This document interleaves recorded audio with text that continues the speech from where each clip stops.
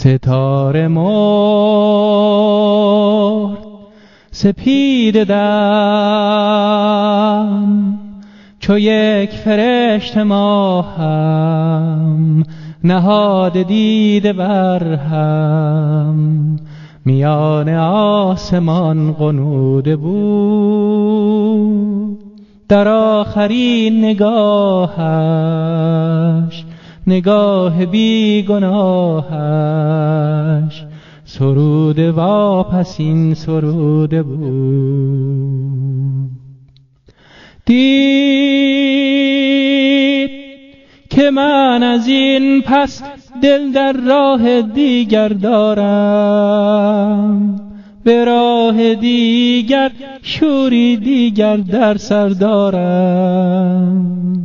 ز صبح روشن اکنون باید دل بردارم، که عهد خونین با صبحی روشن تر دارم. آه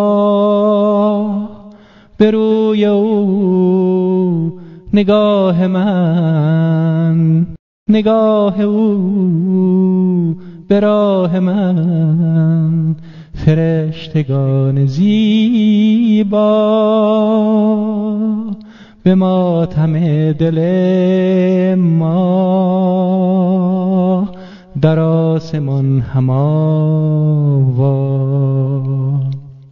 دختر زیبا همچون شبنم گلها بر برگ شقایقها، بنشین بر بال باد سحر. دختر زیبا چشمان سیه بگشا با روی بهشت آسا، بنگر خندانم بار دگر، بنگر خندانم بار دگر.